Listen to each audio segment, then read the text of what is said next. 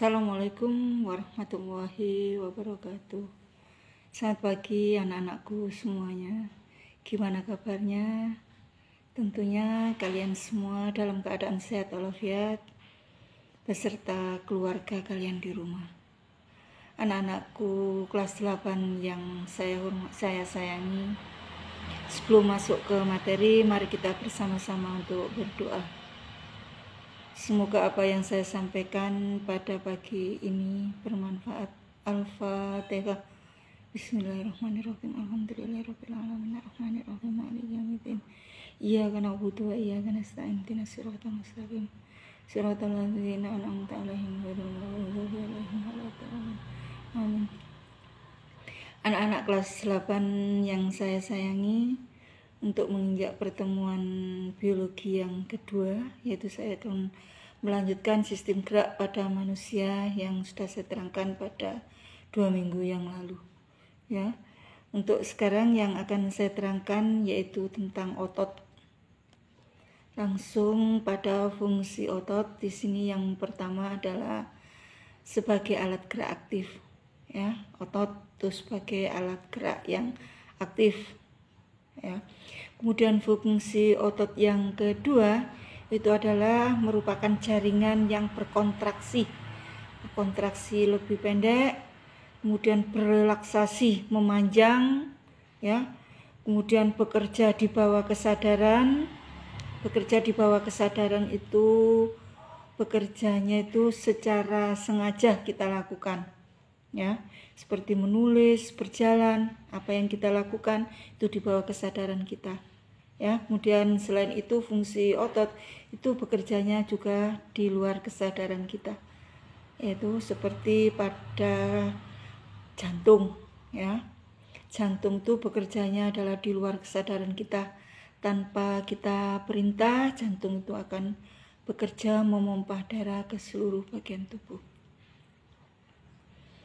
Anak-anakku sekalian yang saya sayangi, untuk selanjutnya selain fungsi otot di sini akan saya jelaskan otot itu ada 3 macam. Yang pertama adalah otot lurik, ya, atau disebut dengan otot rangka. Otot lurik di sini mempunyai ciri, yaitu sesuai dengan namanya lurik.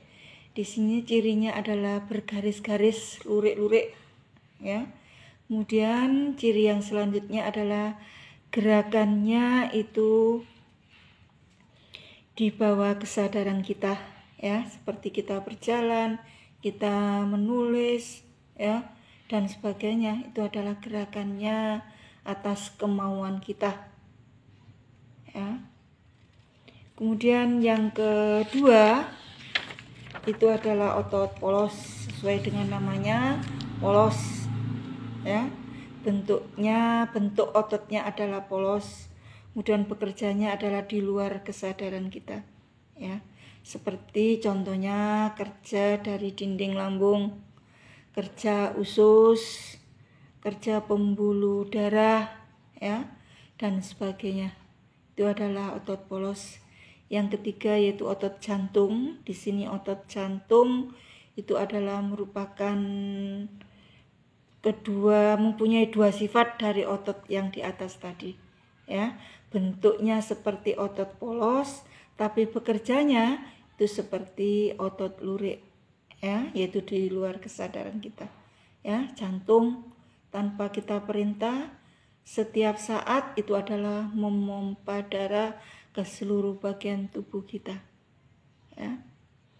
Anak-anakku kelas 8 yang saya cintai, gimana? Sudah paham?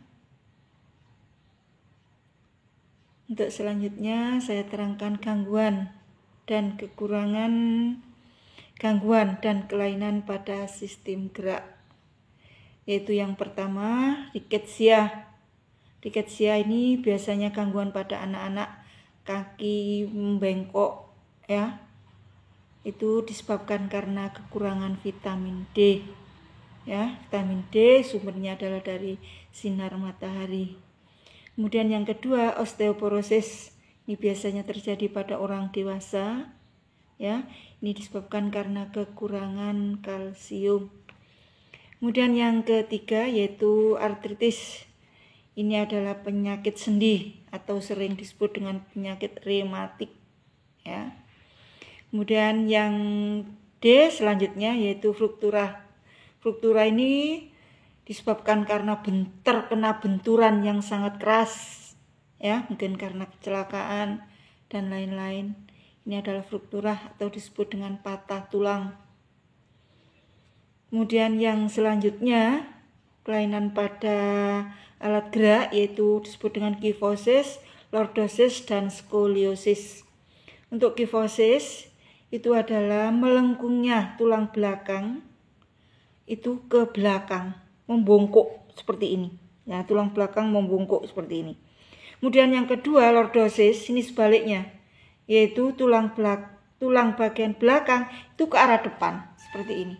Kebiasaan seperti ini. Ya, mungkin kebiasaan berjalan, kebiasaan duduk seperti ini nanti akan menyebabkan penyakit yang namanya lordosis. Kemudian yang ketiga itu adalah tulang belakang itu membengkok ke kiri atau ke kanan, bengkong kiri, bengkong ke kanan. Nah, ini disebut dengan skoliosis karena kebiasaan mungkin sering mengangkat benda yang berat, ya, jadi bengkong. Anak-anakku sekalian kelas 8, untuk bab sistem gerak ini saya kira untuk sistem gerak pada manusia sudah selesai. Untuk sistem gerak pada hewan dan sistem gerak pada tumbuhan itu saya minta kalian rangkum, yaitu sistem gerak pada hewan halaman 44 sampai 48, sistem gerak pada tumbuhan halaman 49 sampai 59 kalian rangkum. Ya, dirangkum saja. Masalah Bu dikumpulkan kapan? Ya, dirangkum aja.